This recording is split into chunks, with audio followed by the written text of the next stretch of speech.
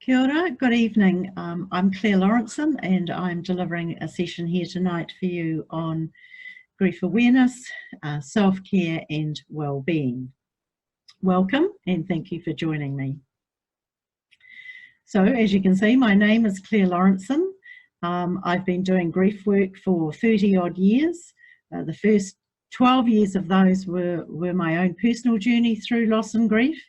And for the last 20 years, I've been working in the community, workplace, doing support and education.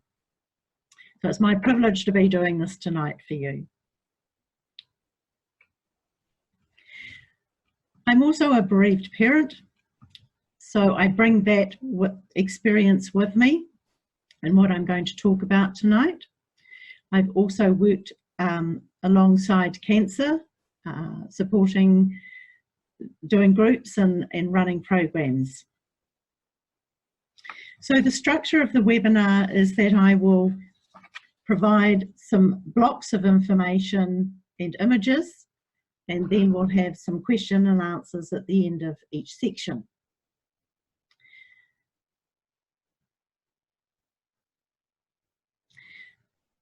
So I'm going to start.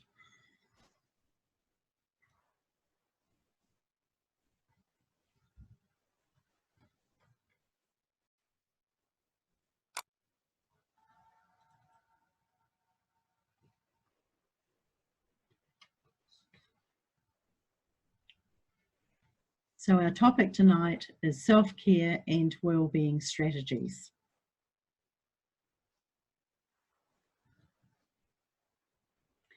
My intention for tonight is to provide you with food for thought and to paint a bigger picture than what you might presently have. You might already have a big picture.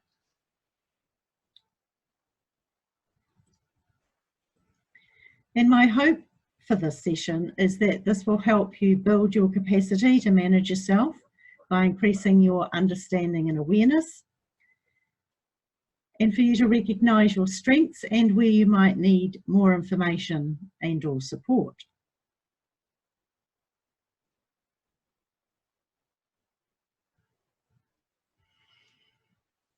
So managing ourselves. To me, this is a really key question in terms of managing life's events. And that is, what do I have control over and what am I powerless over?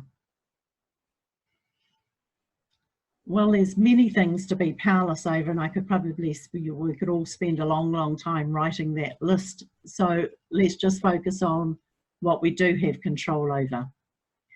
And this is around how we manage ourselves. What do I have control over?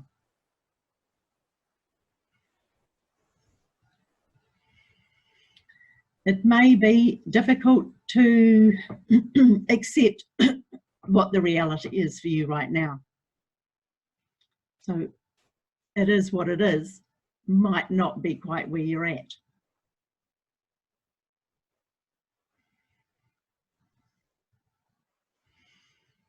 You know, are you struggling to accept the reality of your situation right now? Or is it one of acceptance? You know, wherever we sit in that spectrum is how we manage, how we're managing.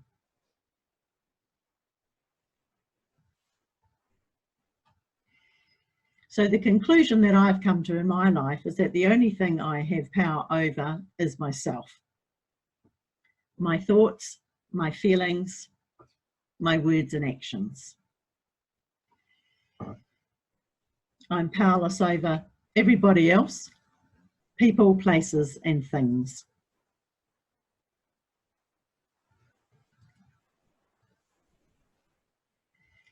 And this is a tool that I've used for many, many years, which helps me when I'm in that place of struggling, when I'm struggling.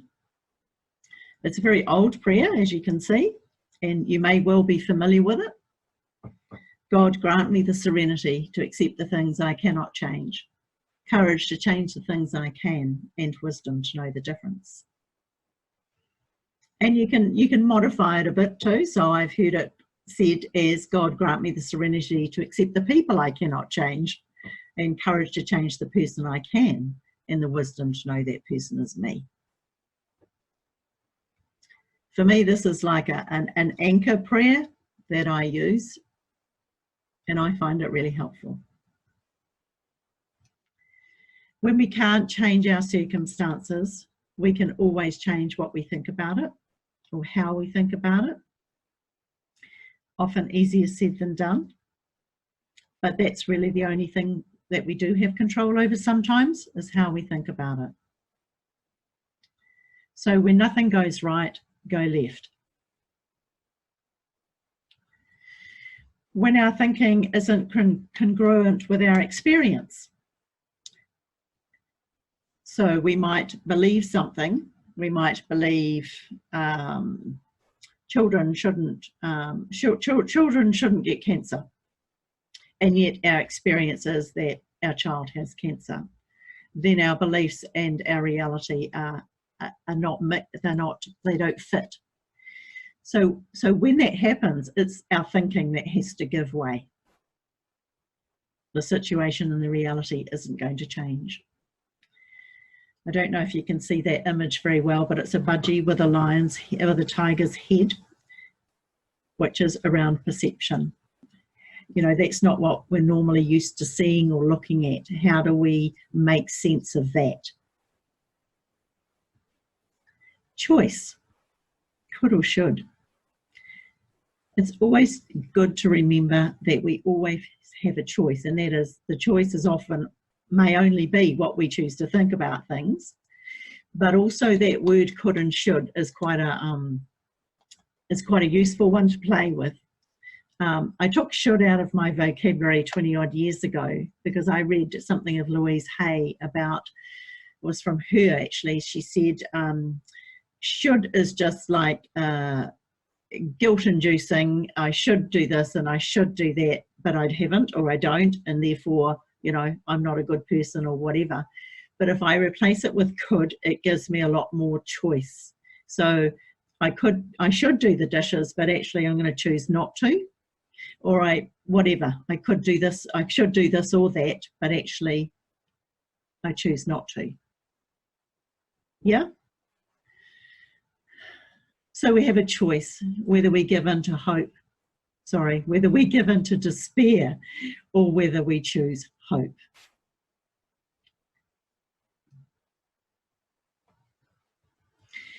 And the paradox about this is that when we change how we think about something, sometimes the things change around us.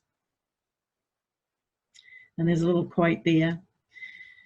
Things turn out best for the people who make the best out of the way things turn out. So it's not changing the circumstances we find ourselves in, but making the best of them. Our perception of things is always subjective, can't be anything but. And again, it can come back to our belief, but it can also be our point of reference, where we are right now. So if you're going through treatment with your child with cancer, then that's your point of reference right now. You know, if you've been through that journey and you're out the other side, your place of reference is different to the other families. And likewise, for those families who have lost a child from cancer, then your point of reference is different again. It's all relative. Can't see this quote terribly well, but it says, with the man endeavouring to traverse a very slippery, crumbly slope with his donkey laden with a heavy load, it says, if you think you can or you think you can't, you're right.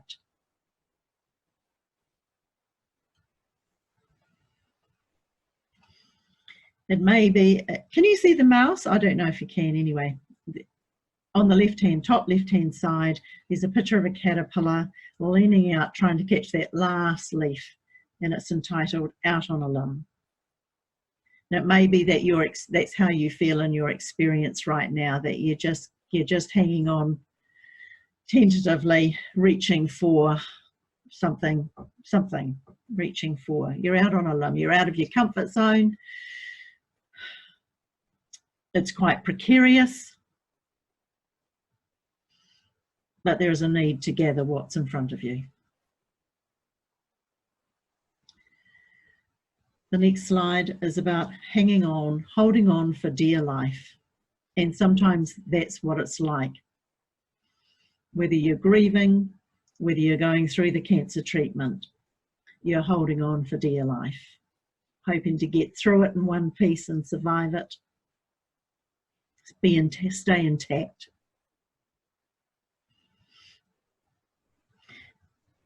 As you can see, I'm a very visual person, and I find images, I use it a lot in my grief work for a number of different reasons. They are powerful. They speak to a different part of our brain and our body. It doesn't require words. They connect with our emotions, non-verbal, obviously. Sometimes it's about connecting to the subconscious, not the conscious.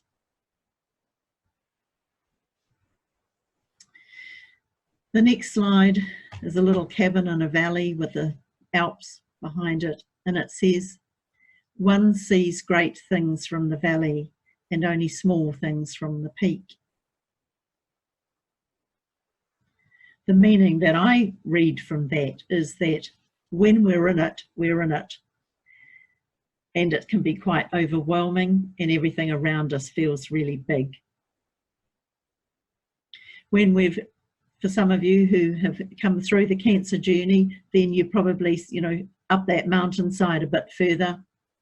So you're able to look down and see that valley, but know that you're not in it anymore. You've traversed a bit further along. And so that experience of being in the valley is not as big as it was when you were in it.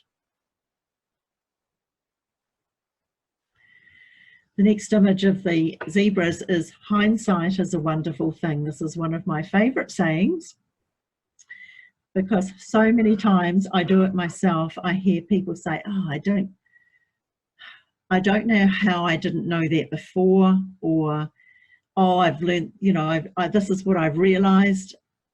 And my response to that is, hindsight's a wonderful thing. It's that the wisdom, if you like, the learning that we gain from having gone through something, and then are able to look back and see what we've learned from it.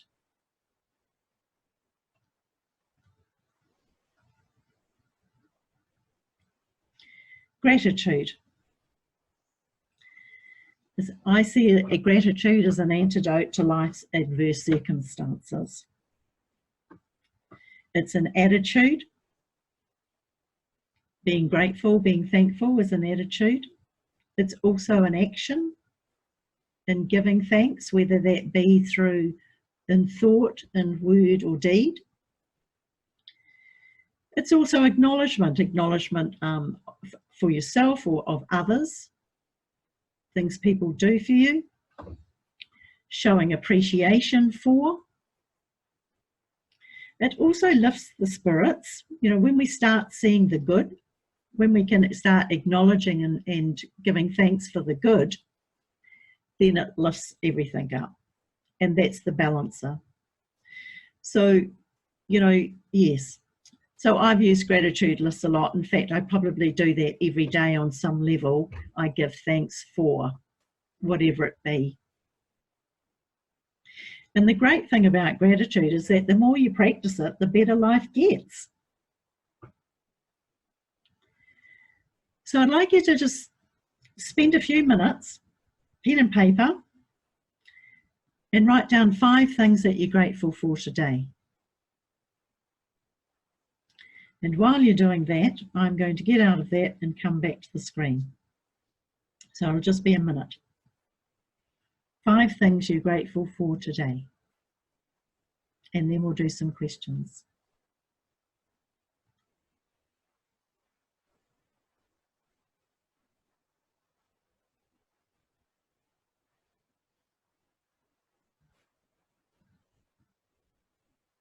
Right, has anyone got any questions they'd like or comments to make about that section?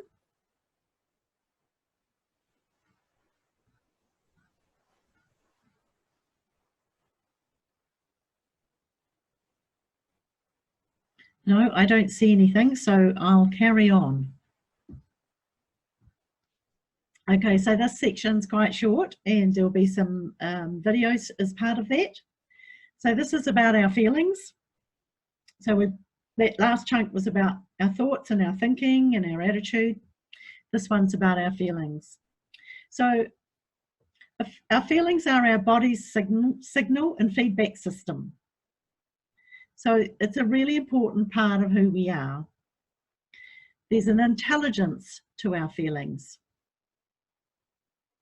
Well, you'll get the gist of that in the video. But it's, you know, our feelings tell us stuff. They give us information. They inform us. It's also the other half of the equation, I believe. We're not just a brain, and we're not just a mind. We are a mind and body.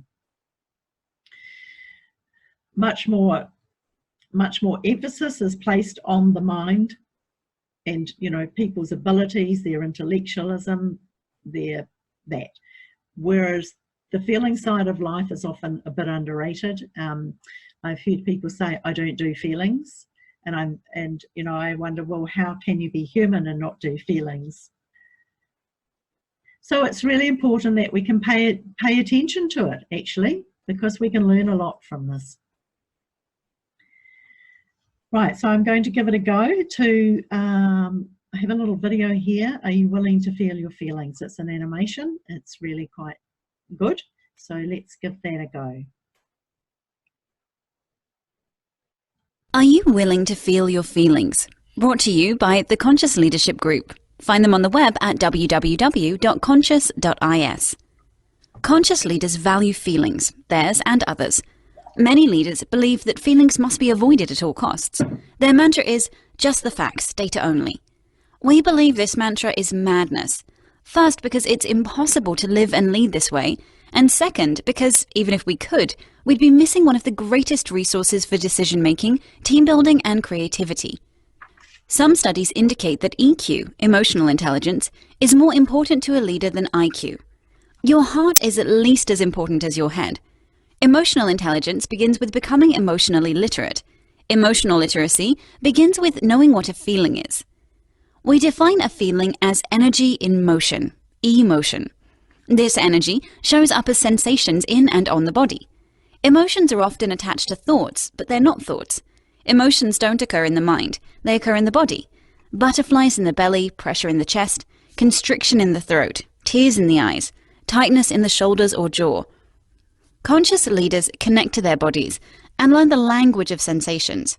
Emotions come and go. The sensations in the body last less than 90 seconds.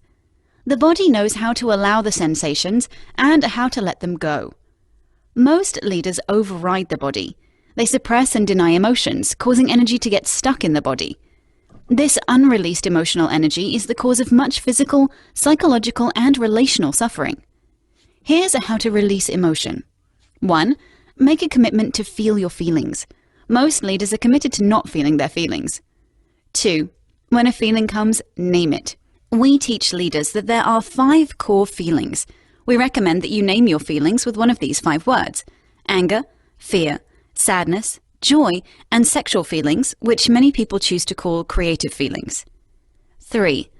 Locate the feeling in your body. Get out of your head and into your body. Stop thinking thoughts, as best you can, and start feeling sensations. Simply ask, where is this feeling in my body? Answers like my stomach, jaw, neck, fists, back are what you're looking for. 4. Describe the sensations. What are the sensations doing? Buzzing, popping, twisting, pulsing, heating, swirling, pinching. 5. Welcome the sensation. This is counterintuitive. Most people are trying to get rid of feelings, especially the ones they label as bad. But the axiom is true here. What we resist persists. Welcome the sensations with a few breaths of acceptance. Simply allow them to be here as best you can. Just this practice alone of accepting the sensation will often allow it to release and move through the body. 6. Match the sensation. If the sensation remains, match it with sound and movement. Ask yourself, if this sensation could make a sound, what would it be? If I were to match it with movement, what would I do? Babies do this naturally. You were once a baby too. You've just forgotten how easy this can be. They cry, scream, wiggle, shake and crunch their faces. In a few moments, the emotion is gone and they return to presence. You can do the same. 7. Question the emotion. The question you ask the emotion once you've released the sensations is this one: what are you here to show me? Emotions are filled with wisdom. Here are some of the things they are here to show us. A. Anger. What or who is no longer of service to me or the collective and needs to be changed or even ended? B. Fear. What needs to be learned or faced? C. Sadness. What or who do I need to let go of and grieve so that something new can emerge? D. Joy. What or whom do I need to appreciate fully and celebrate completely? E. Sexual or creative. What do I need to create and bring into the world? Feelings come. They last less than 90 seconds if we feel them fully and release them through our bodies. They leave behind tremendous wisdom and knowing. Are you willing to feel your feelings?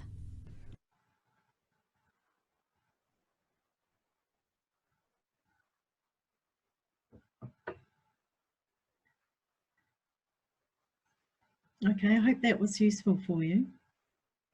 Okay, so we're looking at some other strategies, tools for self-management. So we're starting with managing stress. So this is talking about breathers, sustainers and restorers. Breathers and sustainers fill our cup from outside, while restorers fill our cup from within.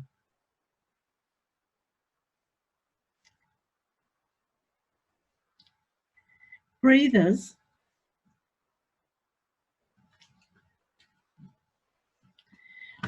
are used shortly after a stressful situation is encountered. So I've got an image here with a picture of bare feet on the earth, ground, and it says ground yourself with bare feet on earth. So some example of breathers are going outside for a quick walk, breathing deeply, counting to 10, quick scream into the pillow, humour, listening to a song, drawing, doing something crafty or doing a jigsaw. So they're short and they give you a break. Sustainers might require more effort or planning, but help you to keep going without changing your situation. So I've got a picture here of some guys out going to have a surf, a gentleman here having some time alone and having a fish, and a couple of guys having a conversation, time with a mate. So they're our sustainers. Now restorers, they may require greater effort or commitment, but increase our ability to manage, function and thrive longer term.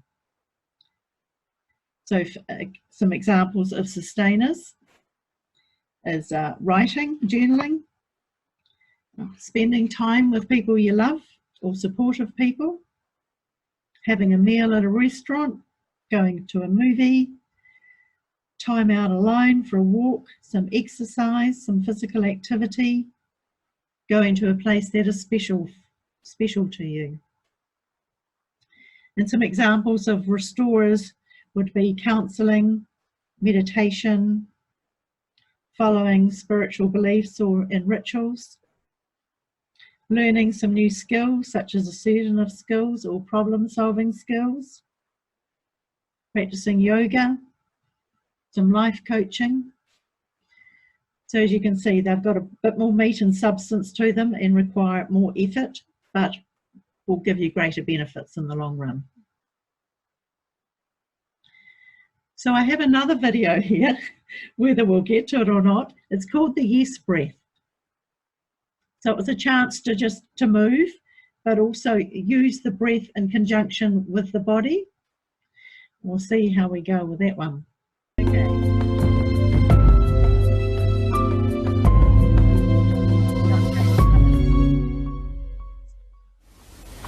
Let me demonstrate our yes breath for you. I'd like you to watch two places in my movement, because movement is really the key to the yes breath. The reason the yes breath works so well to bring about calm and also good energy is that it mimics a movement that we are making even before we're born. So if you were looking at a baby on an ultrasound inside its mother, if the baby were sitting up, which obviously it's not, it's kind of cramped up down there, but if the baby were sitting up straight, here's exactly the movement you would see.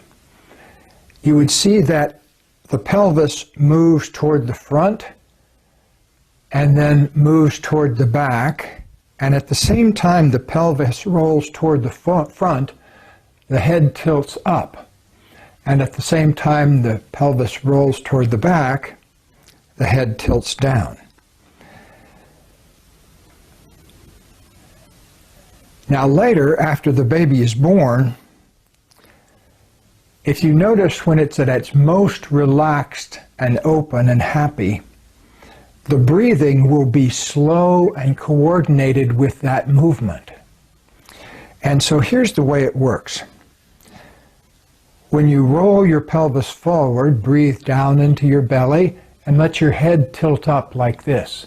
And when you breathe out, flatten the small of your back as your pelvis rolls back and your head tilts down. So breathing into your big round abdomen as you arch the small of your back and look up at the ceiling. And then as you breathe out, flatten the small of your back and look down toward the floor. I'm making the movement bigger just so you can see it. In actual reality, if you watch a baby breathing, it doesn't make these kind of big movements. So what I'd like you to do with your breathing is breathe into a count of about 4 or 5 while you're making the movement going in this direction, and then breathe out to the count of 4 or 5 when you're moving in this direction. So I'll show you what I mean. In, 2, 3, 4, 5, out, 2, 3, 4, 5. Breathing in, arching the small of the back, letting the chin tilt up. Breathing out, flattening the small of the back, letting the chin tilt down.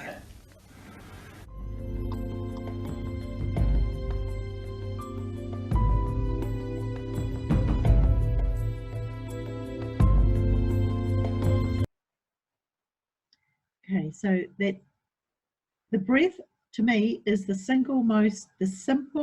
most simple and yet the most effective tool that we actually have to control a lot of stuff, our feelings and our thoughts.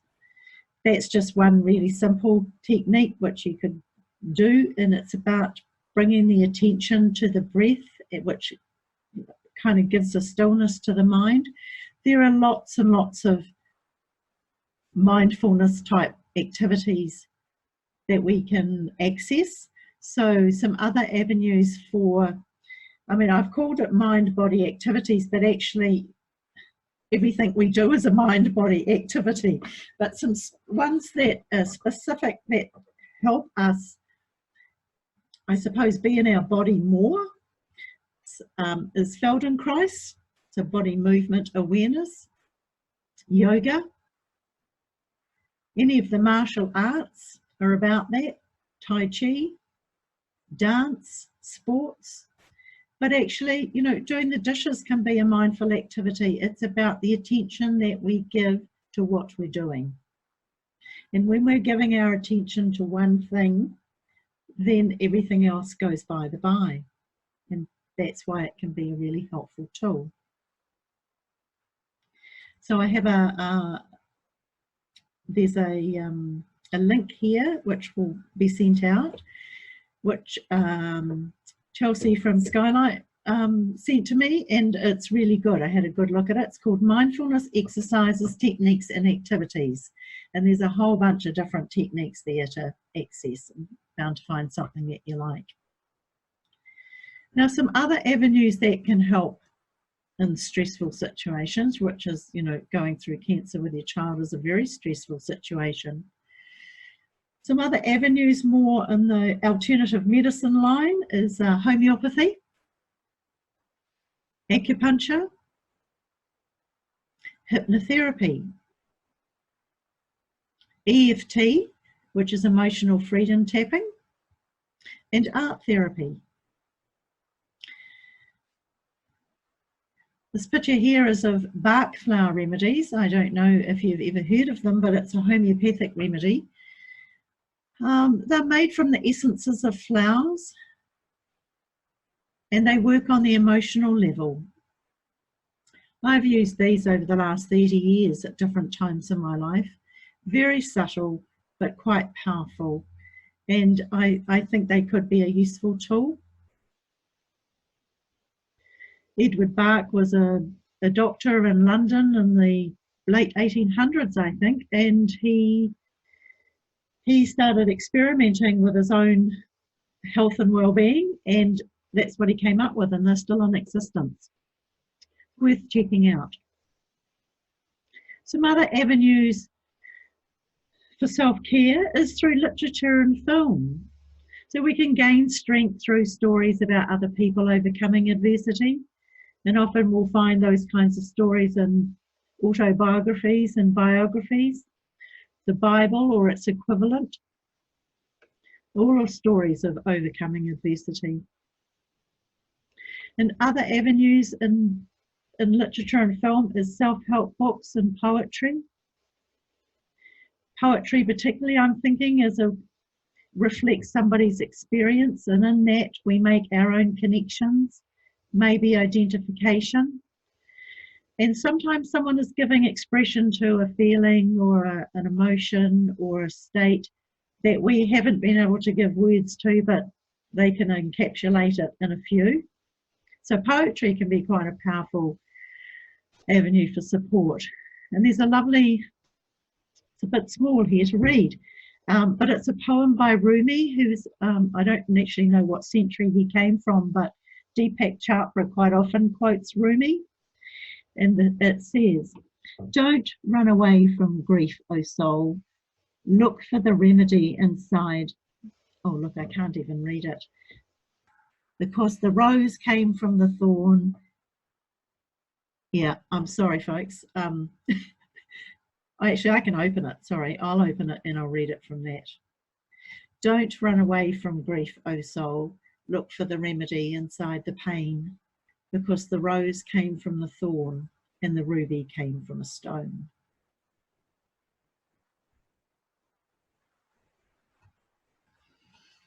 We can also use this avenue for entertainment, comedy, fantasy. You know, a bit of escapism is healthy, as long as we don't stay in it too long. And laughter is a great remedy for grief. Sometimes it surprises us when we hear ourselves laugh for the first time after a loss. It can be quite confronting, but it's okay. This is life. Rituals. Rituals are a known way of doing things which contributes to our sense of order, safety, and certainty. So we have rituals in our life that we're probably not even aware of. So we have life event rituals such as weddings, funerals, other occasions, achievements and celebrations, graduation. Think about the Olympics. When you win first, second or third, there's a ritual around the receiving of. We also have rituals within our own families, and they may be for occasions or something else. They may be based on our faith, or they may just be day to day. We also have individual rituals for ourselves, daily ones. You know, we might have rituals for doing our teeth, the time we go to bed, the rituals around getting ready for bed. So a lot of them are often, you know, just subconscious, or we don't even think about them as rituals, but they help contain and give shape and meaning to our lives.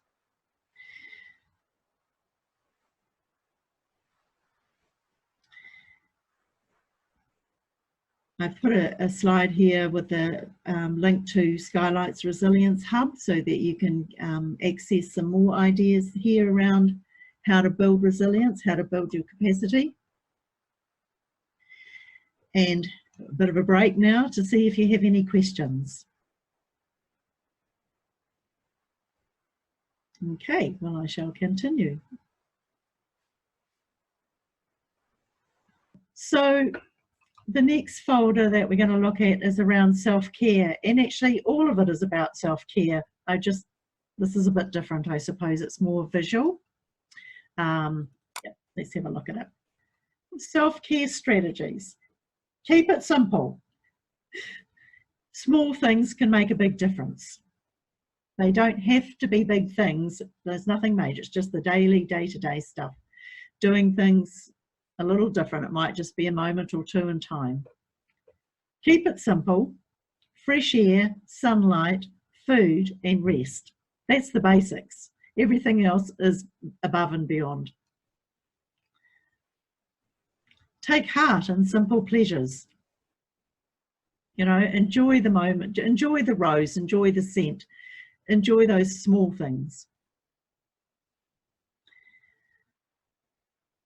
Breathe slowly and deeply. Now, we've already touched on the breath.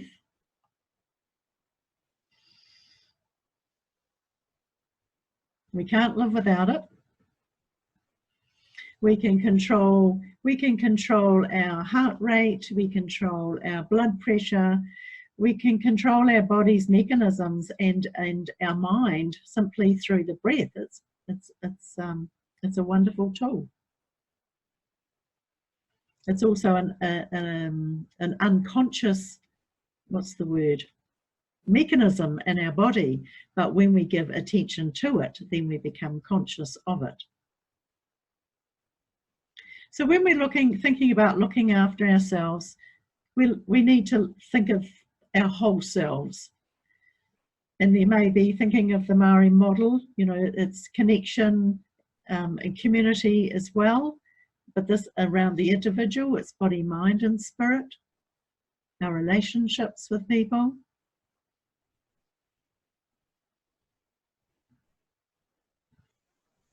There's a rogue one here, but part of this was about using slogans and quotes as little pick-me-ups or keep-me-goings.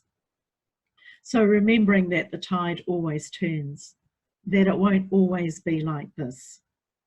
Things come and go, ebb and flow, and this is life.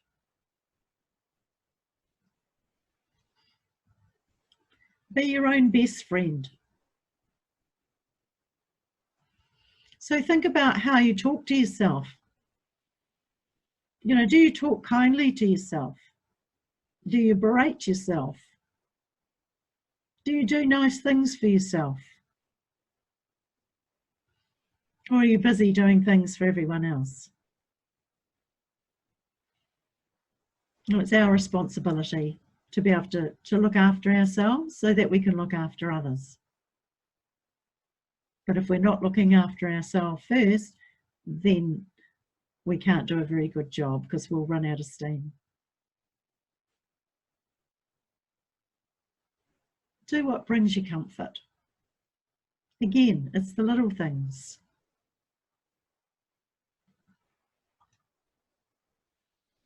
You know, where do you get your solace from? It may be animals. Animals are a wonderful source of solace and companionship. Maybe your friends, maybe family, maybe other activities that you have.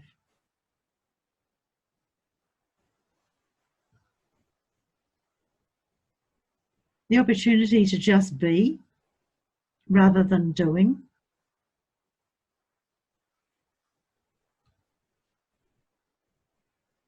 And easy does it.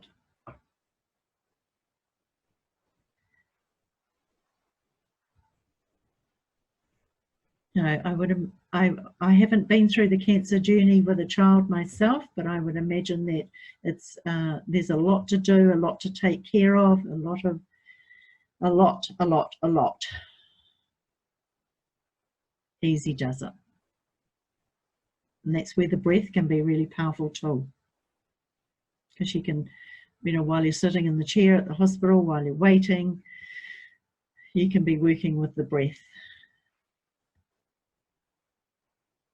Recharge. Or it may be that you're absolutely floored and there's nothing left of you.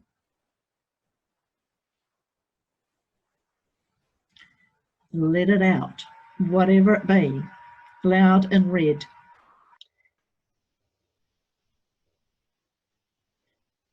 Depends on your personality is how you like to do that. It may be something really physical. Might need to be something loud. Or it might be something more quiet and meditative. Depends what the need is. Ask yourself, what do you need? Keep a journal. Might be easier said than done. Another strategy is having a pen and paper by your bed, so that if you have those times in the middle of the night when the head's churning and you can't sleep, then putting it down on a piece of paper can help empty the mind, or release it from the mind so that you can sleep. You might want to keep a journal. You might want to journal this journey and what it's like for somebody else or for your child later in life.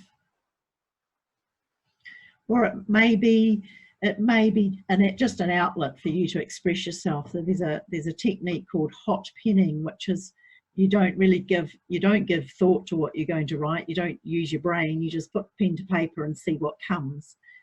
And it's quite amazing what comes sometimes. I did this for quite a few years and I was always amazed by what came out. It's like, how do I know that? Yeah. Or I didn't know I knew that. Well, where did that come from? It comes from your higher self.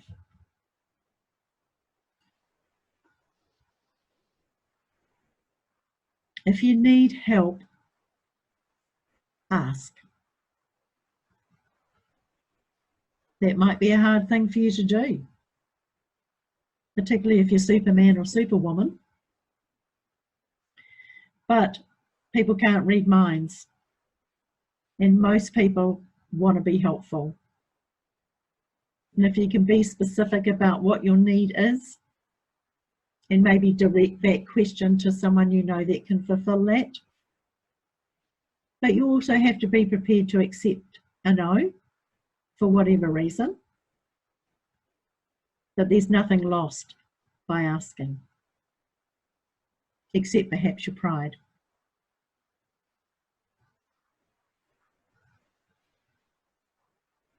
Who's around you? Have a look and think about, are there people around there that actually make you feel good and valuable and worthwhile? And what often happens when we're in situations such as you are, or after a loss, is that you work out pretty quickly who's good to have around and who's not. So sometimes there's a bit of a letting go of people.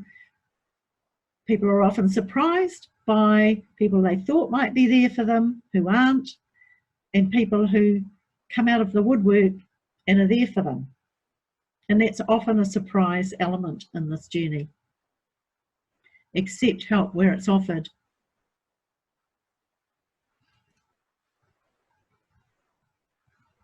You're not in this alone. Who's in your walker? Have a think about, if you were, put yourself on the circle with your rays out, radiating out, who's in your orbit? Who's in your walker that can support you? It may be family, it may be friends, it might be workplace, it might be other aspect of your life, other community, it might be church, sports groups, teams. Think broadly, and how you might be supported as well. What do you need to be supported? You know, is it the practical stuff? Is it someone to mind your other children so that you can do whatever it is so you can have time out? Or, yeah. Factor that part in for yourself, because you're worth it.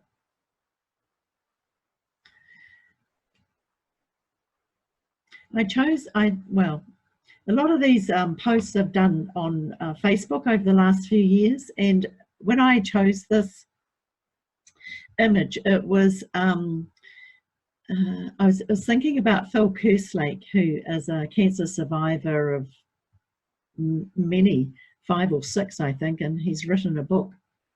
I was going to get the name of it, but I didn't. Something about happiness. Anyway, he talks about Team Phil. Whenever he has another bout of cancer, he gathers his team together, and people on his team serve different needs for him.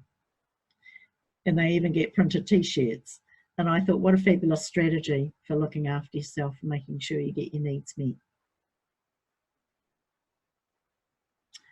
Self-acceptance, easier said than done.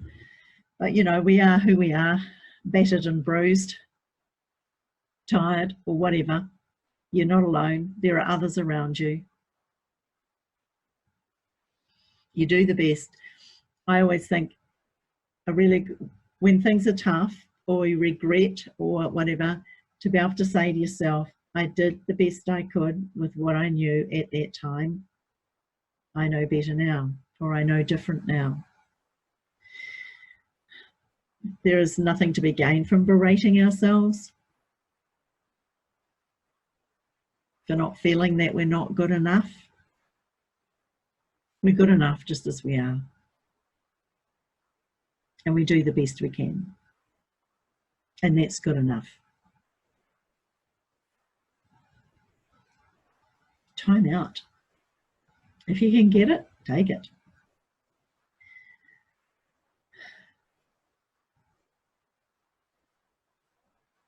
What's your refuge?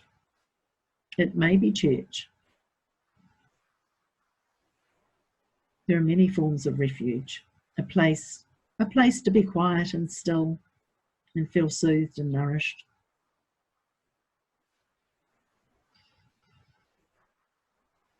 Reflection usually comes later, not while we're in the valley. It's when we make sense of things.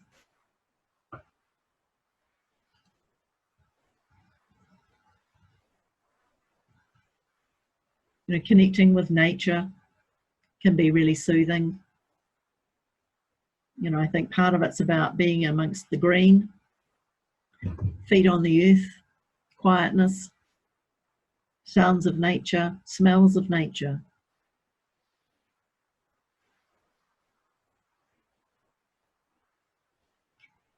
Having something to look forward to is always good, and it may be months out. You know, I'm about to go on a trip next month, and it was planned and booked 9 months ago.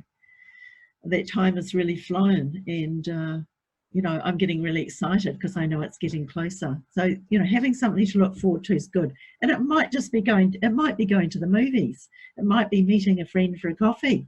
It doesn't matter. It's something to look forward to. Do more of what you love. You know, if you can, find your passions and do more of it. It's what makes life worth living.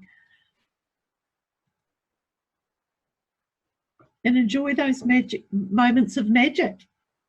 You know, who would think a few bubbles? But, you know, it can be really, that can be quite joyous and joyful. And, you know, just looking at that image, I think of children and laughter.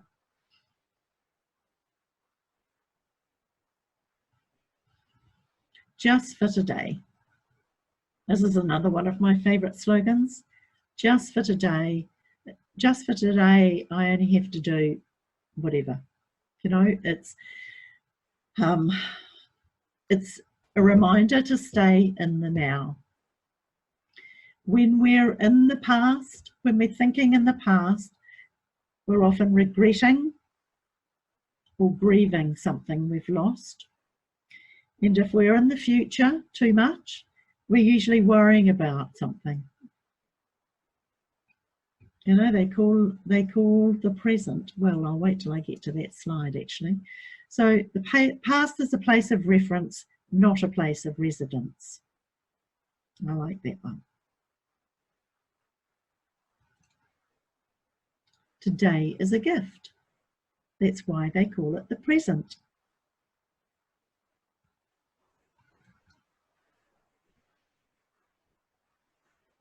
That was me playing with another slogan called "Fake it till you make it." I never quite sat the fake it part never quite sat comfortably for me, so I changed it to "faith it till you make it." You know, believe it until it happens, because that's what keeps us going. Having faith in something beyond us, or beyond where we're at right now.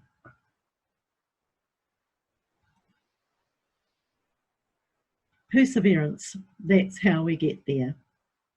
One of my favourite cartoonists is Michael Leonard from Australia. He's primarily a cartoonist, but he's a philosopher and a musician and an artist, and he does the most poignant and just beautiful cartoons that just nails it on the head around the human condition. I quite often use him in my posts, but you can have a look at his website.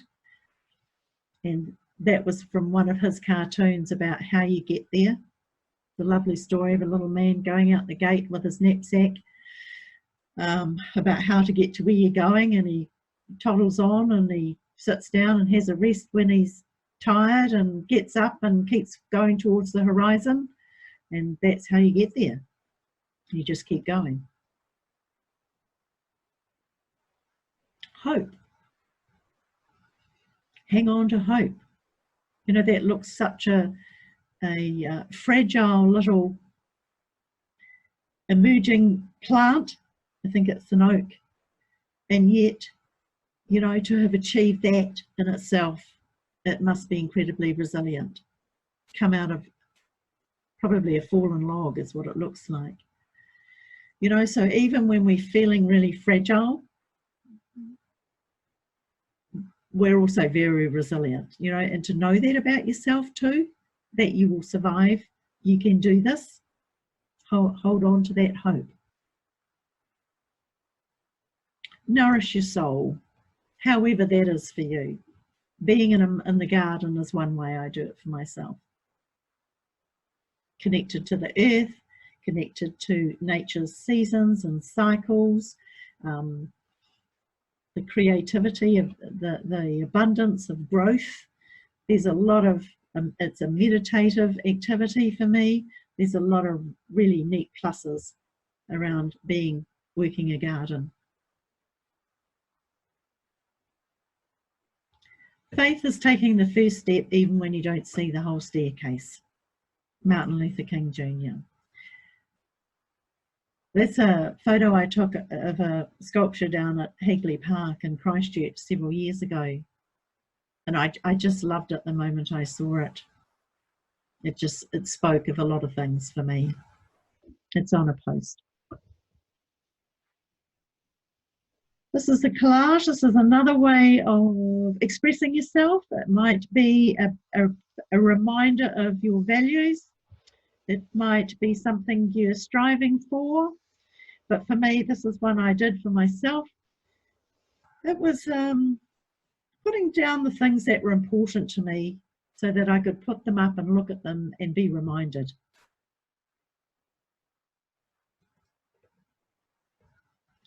Our self-talk. So positive statements can help us cope through distressing times. It allows us to coach ourselves. So some examples of that will, I can do this, you know, this will pass. I've done this before and I can do it again. These are just feelings, they will pass, will go away. This won't last forever. Short-term pain for long-term gain. You know, just be mindful of what messages you give yourself. So quotes and sayings, I've used some tonight. You might have your own favourites. The beauty of them is that they are brief. They impart a wisdom. They're easy to remember, and they help build hope and faith. And here are some. So don't lose hope when the sun goes down, the stars come out. It's always darkest before the dawn. It will pass. It's never too late. Another one of my favourites.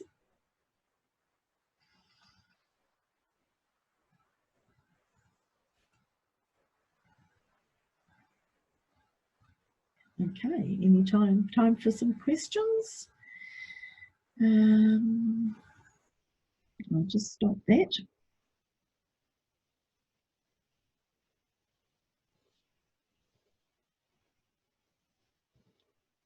So I had a few questions that were asked on the registration. I'll just see how the time's going. Okay, only got about 10 minutes. So unless any other questions come in, I will respond to these. And sorry, I just wanted to check that everybody knows that if they go to the bottom of the screen and go to the Q&A, the Q symbol, that if they click on that, you shall be able to type in questions. Okay, thanks, Teresa.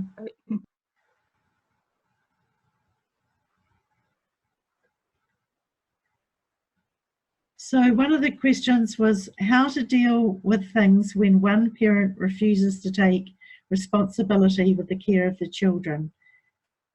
So one parent is shouldering that. Well, there could be many reasons why that's the case. And that would probably be my first question. Why do you think that is so? You know? So maybe that is a question that could be asked. But just a reminder that we don't have any control over other people's behaviour. But by the same token, it can be named and the impact that it's having for you can be stated. Thinking about your support networks and who's around you that you can call on. You could ask for help elsewhere.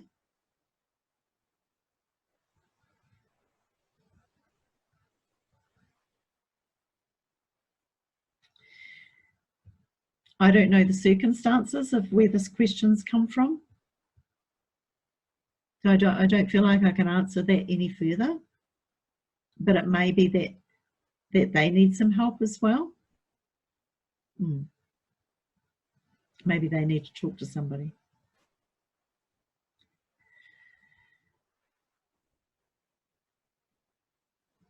The second question was, how do you cope when things seem too much and like it's never going to get better? Well, I hope I've addressed that tonight actually with all the strategies and self-help and quotes and slogans and rituals, and there was a lot of ideas in there. It's just, I guess it's, you know, when you're in that place when it just all feels too much, it can be so overwhelming.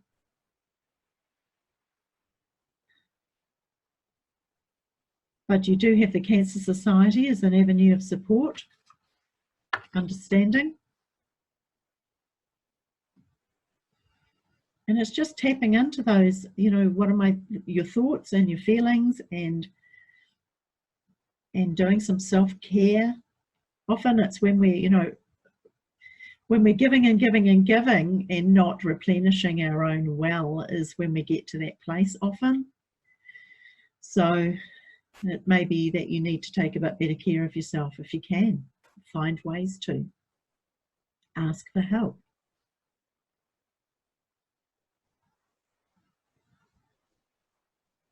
And the second part of that question was, how do you put your other kids' needs into a routine when there's so many hospital visits, let alone your own needs? Okay, so that was part of the same question.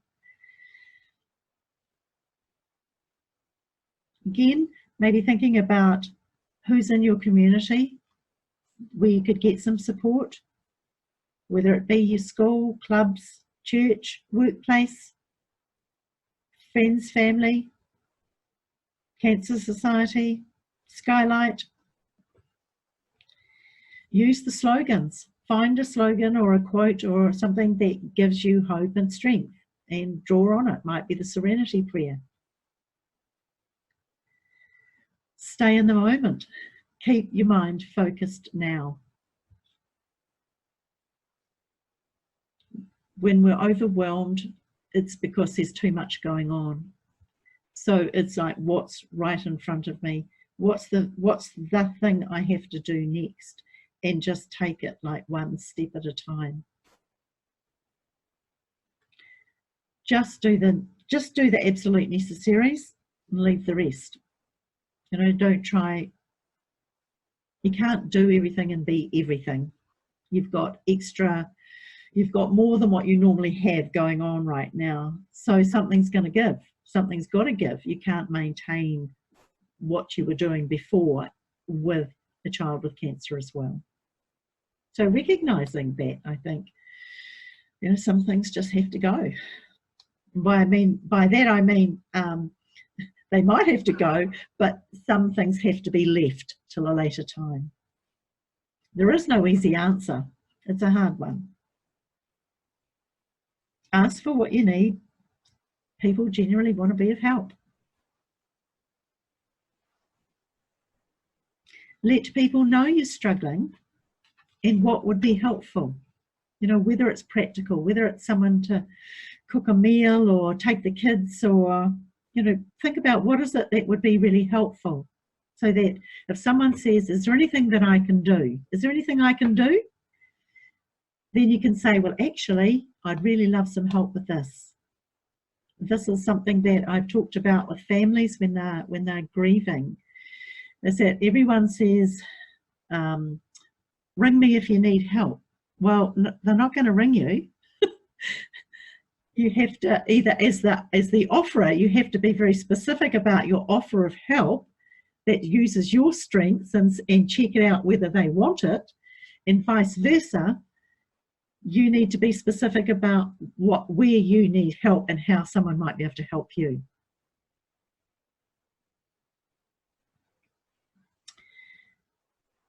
And the last question was, I have found that I lack motivation and basically get really tired all the time.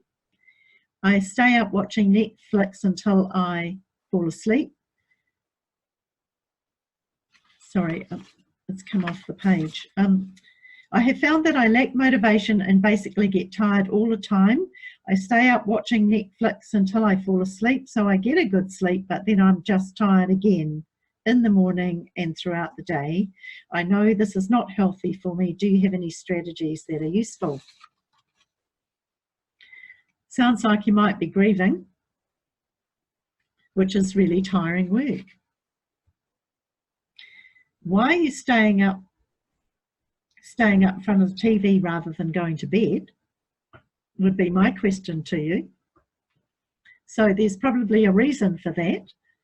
You might want to explore that one a bit further.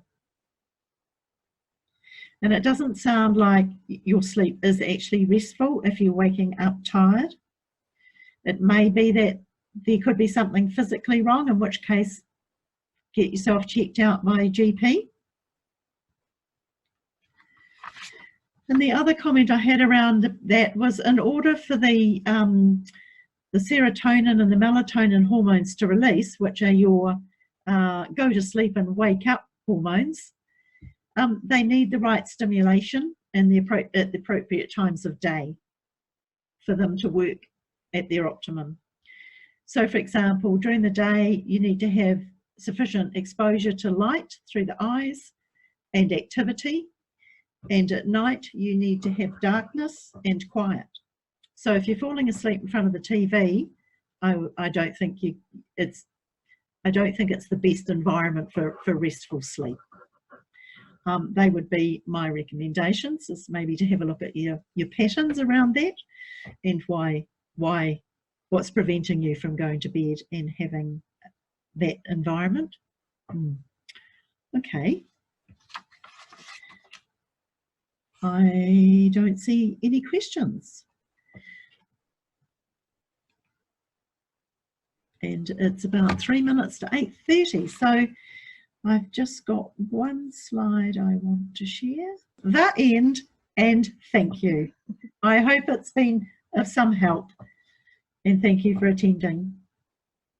And thank you very much, Claire. It was very appreciated. Okay, good night.